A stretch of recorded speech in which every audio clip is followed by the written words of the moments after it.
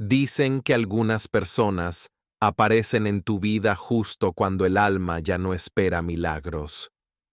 Esta es la historia de un niño que rompió el silencio de un anciano olvidado y le devolvió algo más valioso que el tiempo, un motivo para seguir mirando por la ventana.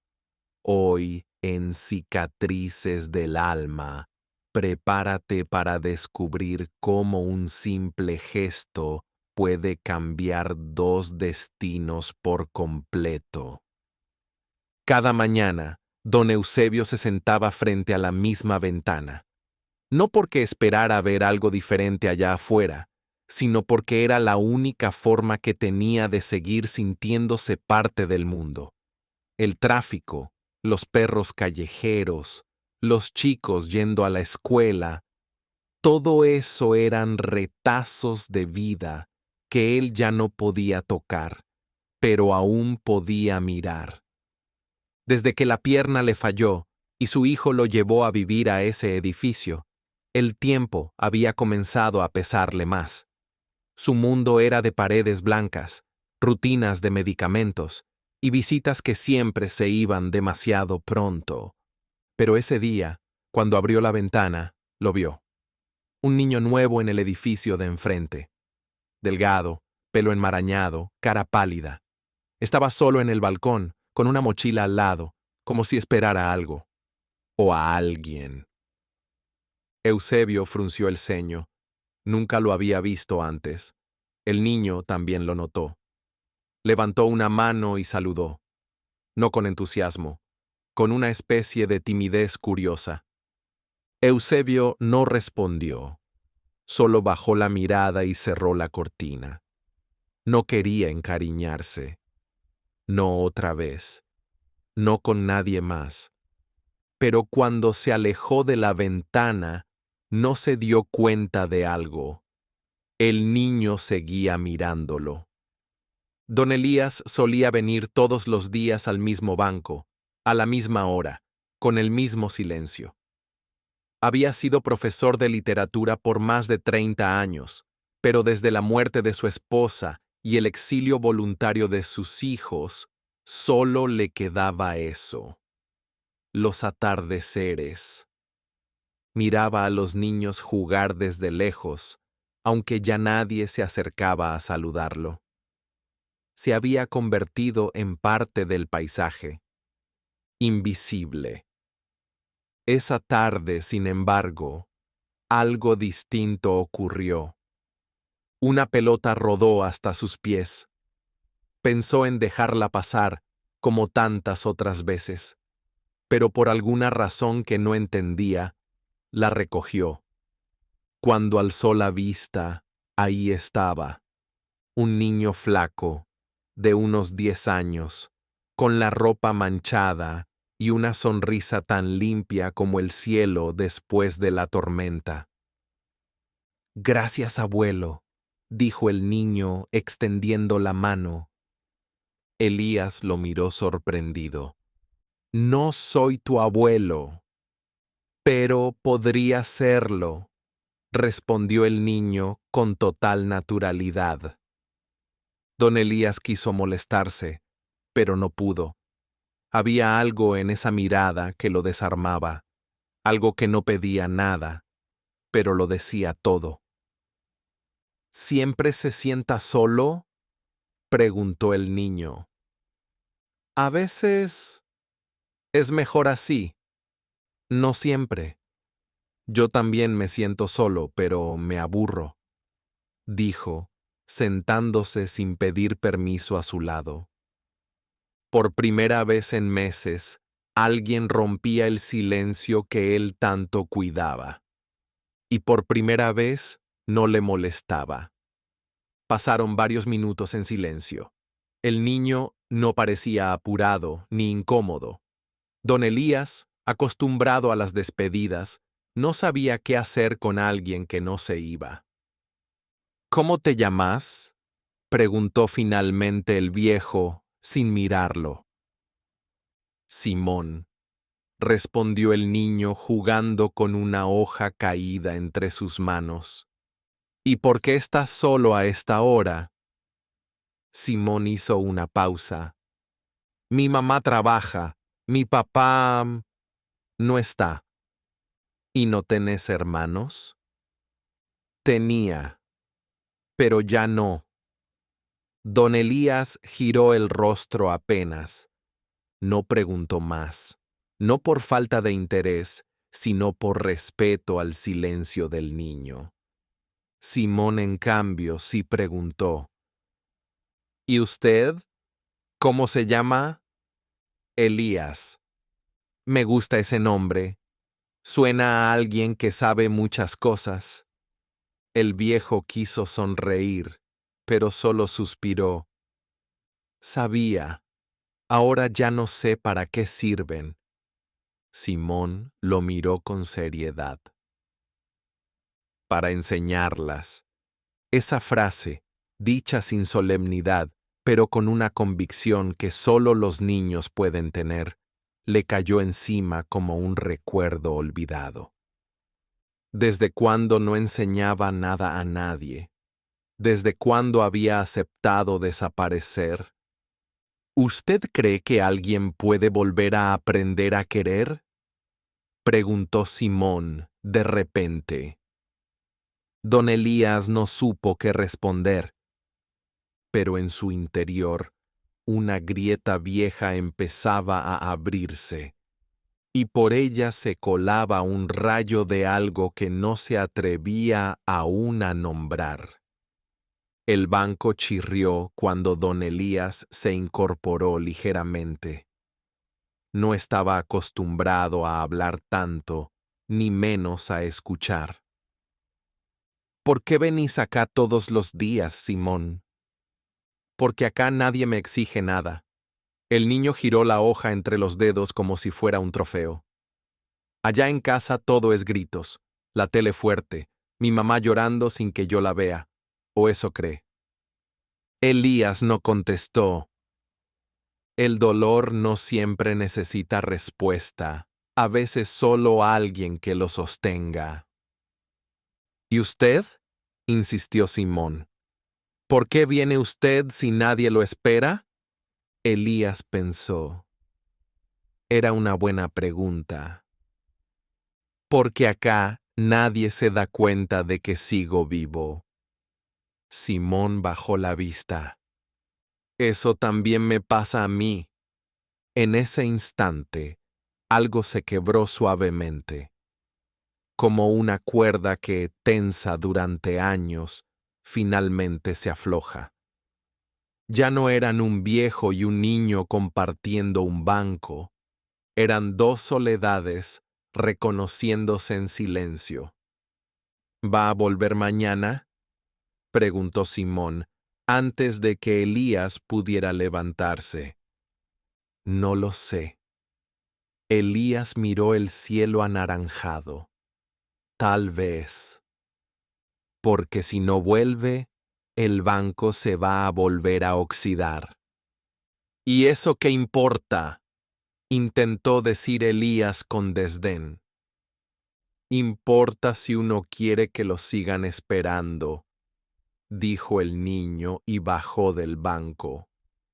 Cruzó el parque con pasos lentos. No se despidió, porque sabía que, si Elías quería volver, no necesitaba prometerlo, solo presentarse. Y esa noche, por primera vez en años, Elías se preguntó si al día siguiente se pondría su sombrero antes de salir. Esa noche, el insomnio no vino como enemigo, sino como mensajero. Elías encendió una lámpara de mesa y caminó con pasos torpes hasta el rincón donde el pasado duerme, el último cajón. No lo abría desde hacía décadas. Dentro encontró lo que no había querido enfrentar. Una foto en sepia de su hija, Lucía, de pequeña. Una carta que ella le envió desde la ciudad antes de dejar de escribir. Y un papel de hospital con un diagnóstico que nunca quiso leer. Lo sostuvo entre sus dedos temblorosos. Había pasado tanto tiempo negando el dolor que ya no sabía si era suya la culpa o solo el miedo de no saber qué decir cuando más se necesitaban. La última vez que hablaron fue hace 20 años. Una discusión sin despedida, un portazo y el silencio que se convirtió en rutina. ¿Y si ella todavía me guarda rencor?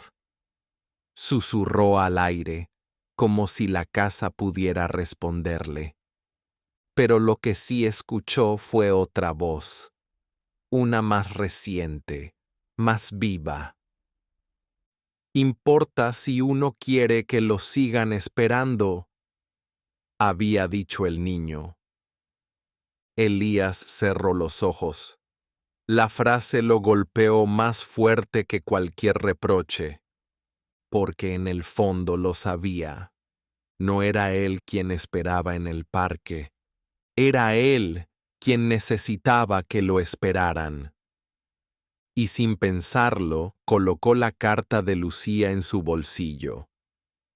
Tal vez, solo tal vez, era momento de abrirla. El tranvía se deslizaba por la ciudad como un viejo suspiro. Elías, envuelto en su abrigo raído, parecía un viajero del tiempo. Afuera, los edificios nuevos le hablaban en idiomas que ya no entendía. Pero entre sus dedos tenía una lengua antigua, la letra de Lucía. Con pulso tembloroso, despegó el sobre. El papel estaba amarillento, pero la tinta seguía viva. La voz de su hija emergió entre las líneas como si nunca se hubiera ido. Papá, sé que te cuesta hablar, que preferís el silencio antes que pedir perdón, pero yo no necesito excusas. Solo quiero saber si algún día vas a querer volver a hablarme. Te espero, siempre que quieras. Lucía. Elías dejó que una lágrima descendiera sin apuro. Esa carta había esperado en silencio más de 20 años, y aún así no se quejaba. No había rencor entre sus palabras, solo la misma esperanza sencilla de quien ama sin condiciones. Elías apretó el papel contra su pecho. Por un instante, ya no era un anciano que llegaba tarde, sino un padre que aún podía llegar. El tranvía frenó con un chirrido. Elías no lo pensó. Bajó. Porque a veces la decisión más valiente no es pedir perdón, es dejar de huir. El cielo estaba gris, pero no amenazaba lluvia. Era ese gris tibio que acompaña los momentos donde el alma necesita llorar sin que nadie lo note.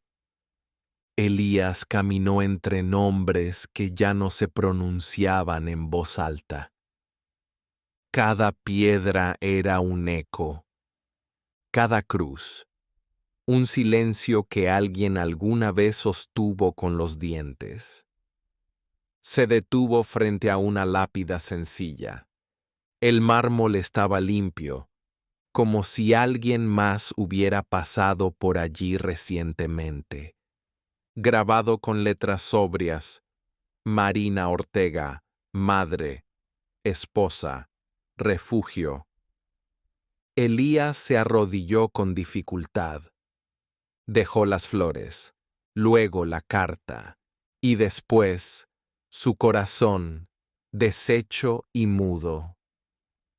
Marina, susurró, perdón por el ruido que hice al irme, por el ruido que hice al quedarme callado. Le temblaba la voz.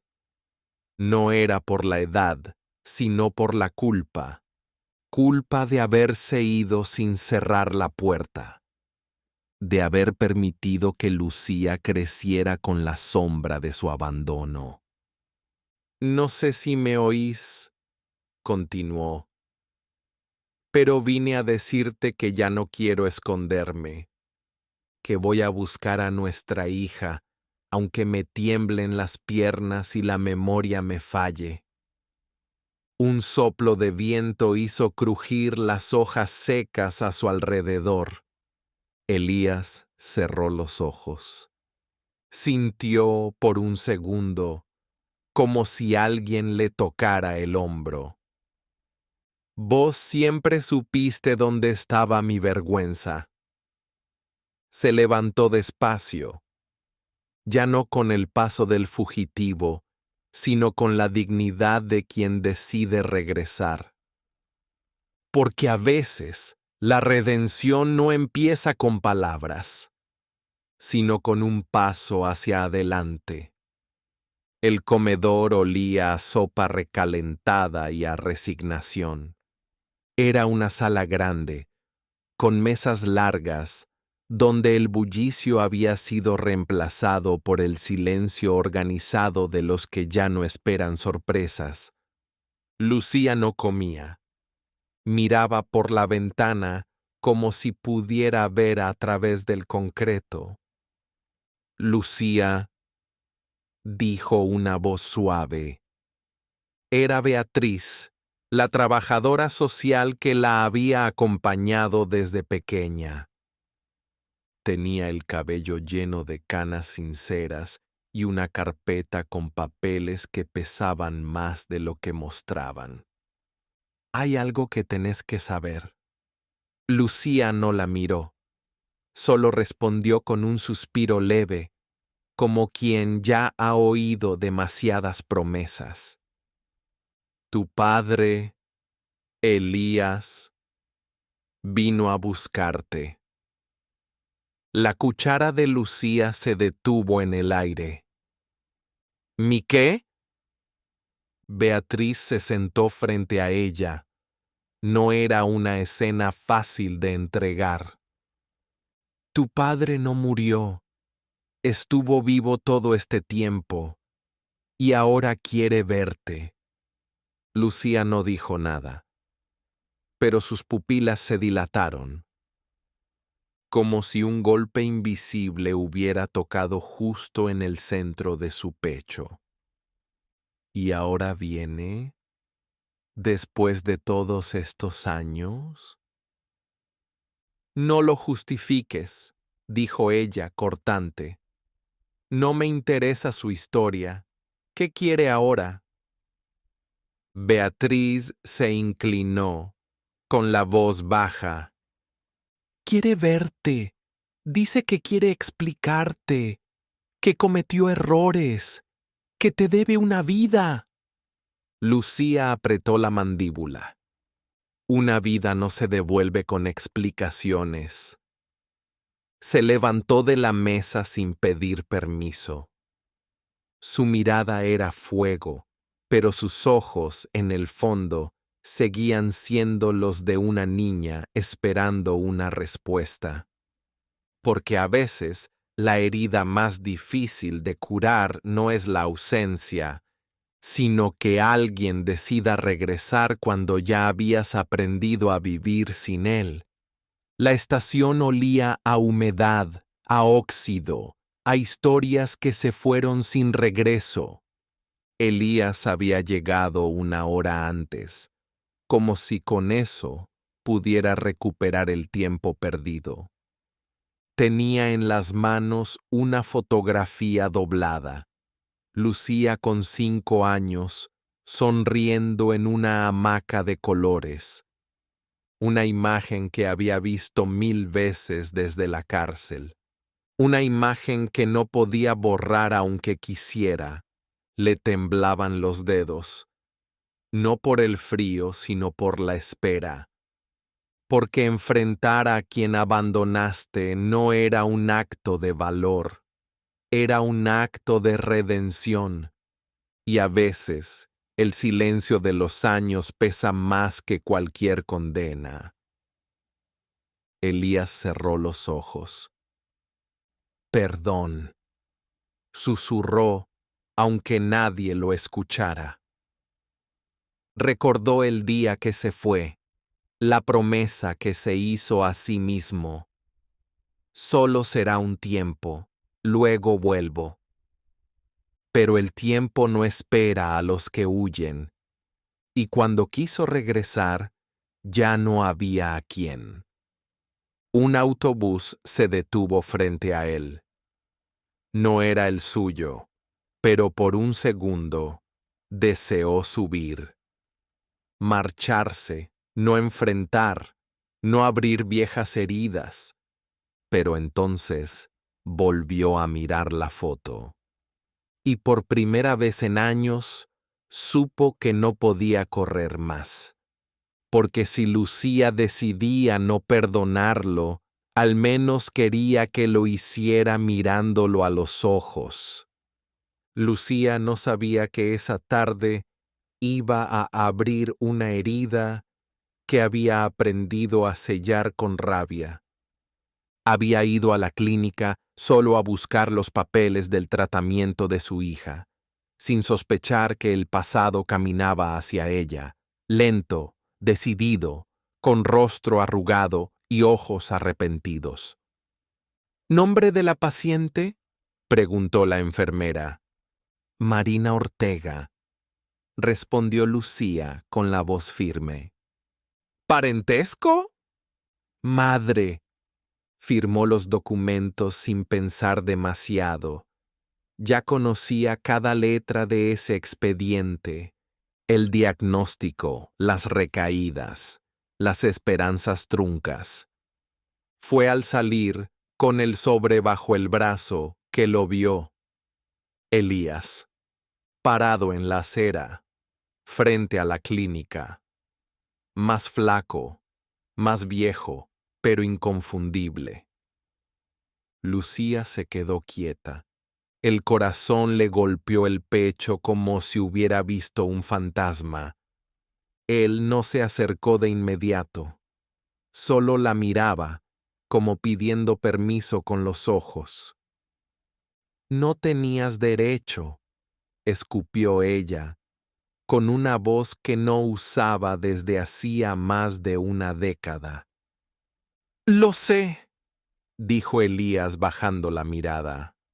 Pero tenía que verte. Lucía se rió, seca. ¿Ahora? ¿Después de 11 años? No vengo a pedir perdón, dijo él. Vengo a aceptar lo que me digas.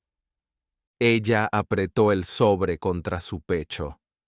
Entonces empezá por escuchar que ya no sos parte de nuestras vidas. Y lo dejó ahí, de pie, frente al mismo dolor que él había sembrado. Pero al doblar la esquina, Lucía no pudo evitar mirar atrás, y lo vio aún ahí, sin moverse. Como si supiera que algunas puertas no se golpean, solo se esperan. Lucía pensaba que guardar silencio era proteger a su hija, que mientras no mencionara el nombre de Elías, ese nombre perdería peso, dejaría de doler. Pero el dolor no se extingue por omisión, solo se entierra, y como todo lo enterrado, un día encuentra la forma de salir a la superficie. Esa noche, en la soledad de la habitación, con Marina respirando con suavidad, Lucía hojeó el cuaderno que su hija usaba como diario.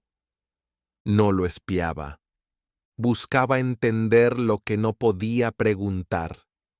Las páginas estaban llenas de dibujos, flores, cielos, casas de 2 pisos, bicicletas y una figura recurrente, un hombre sin rostro, siempre parado de espaldas. A veces con una guitarra, a veces con una niña de la mano. Lucía cerró el cuaderno con un temblor en los dedos. No hacía falta leer una sola palabra. Marina nunca preguntaba por su padre, pero su ausencia la habitaba, como una sombra sin origen. Se inclinó sobre su hija y le acarició el cabello. No todo lo que callamos deja de existir, murmuró, más para sí que para la niña dormida. Entonces lo supo. La historia no se había cerrado, solo estaba esperando ser contada. El sobre no tenía remitente, ni estampillas, ni marcas, solo su nombre escrito a mano, como si quien lo dejó supiera exactamente dónde golpear. Lucía lo abrió con la inquietud que uno reserva a las cartas del pasado. Adentro, una fotografía amarillenta. Elías, joven, con la guitarra cruzada al pecho y una sonrisa que no recordaba. Junto a él, una mujer que no era ella. Y al reverso, escrito con tinta corrida: tu hija merece saber quién fue su padre. La verdad no siempre lastima, a veces libera.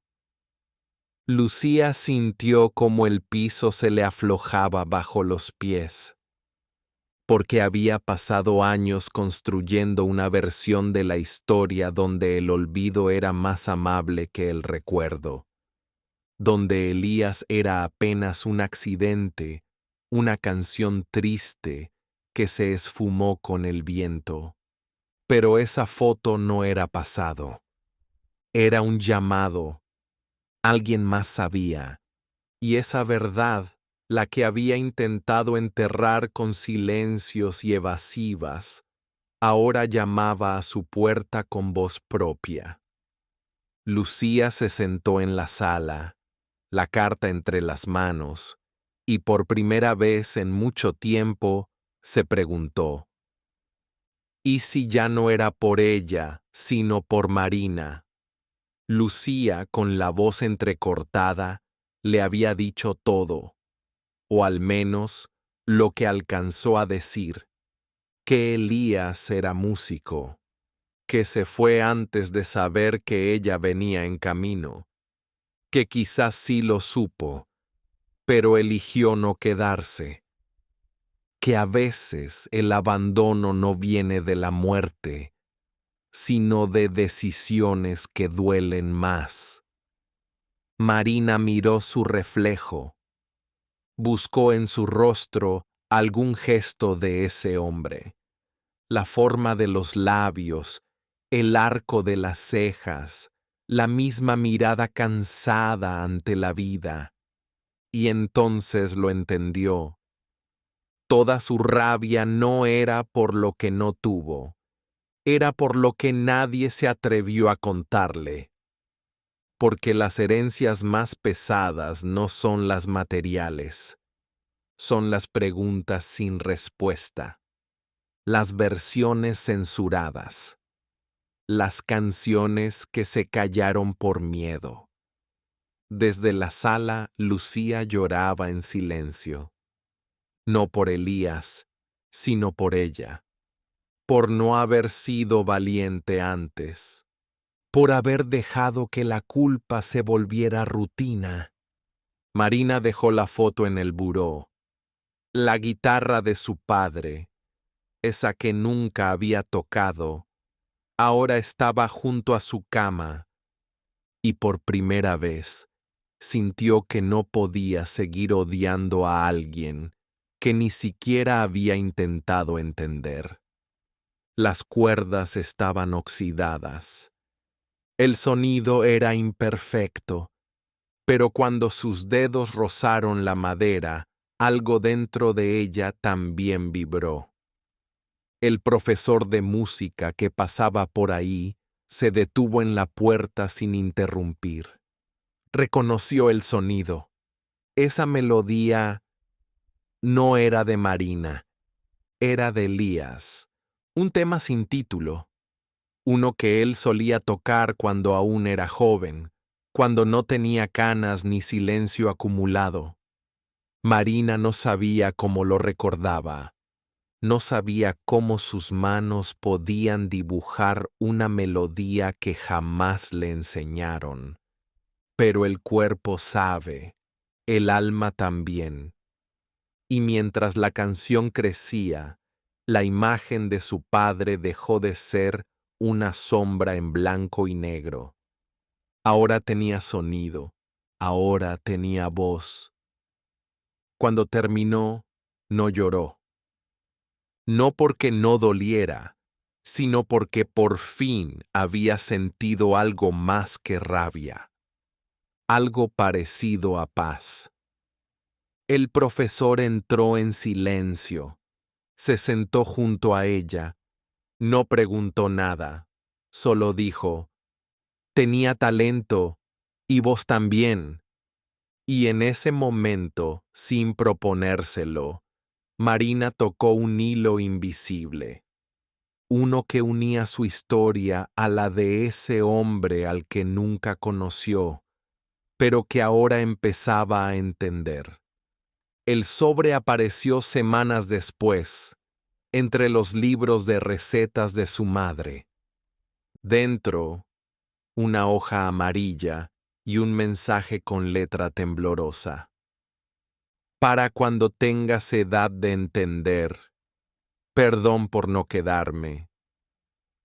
Era una partitura, una melodía incompleta, firmada por Elías. Marina no lloró, no esta vez. Solo tomó la guitarra y la leyó en silencio. Y ahí, en medio del vacío entre notas, supo qué faltaba. El acorde final, el que él no escribió, el que ella debía componer. ¿Y cómo sabes qué poner ahí?, preguntó su madre. Marina sonrió. Porque lo estoy viviendo. Ese día, en el parque, madre e hija tocaron juntas por primera vez. No fue perfecto, pero fue verdadero. Y así, con una canción que venía de muy lejos, Marina cerró un ciclo. No el del dolor, el de la distancia, porque entendió que no hacía falta conocer a alguien para perdonarlo, ni tenerlo cerca para sentirlo dentro. Solo hacía falta una nota más, un paso más, un poco de amor, y ella lo había encontrado. ¿Cuántas veces cargamos con lo que no entendemos? Hasta que el alma encuentra su forma de decirlo. Marina no buscaba respuestas, pero las notas le hablaron. Y a veces solo necesitamos eso, alguien que nos escuche, aunque ya no esté. Si esta historia tocó una cuerda dentro tuyo, déjame un comentario. ¿Has tenido también que cerrar un ciclo incompleto? Me encantaría leerte. Gracias por acompañarme. Y recuerda, las cicatrices del alma no se borran, se transforman.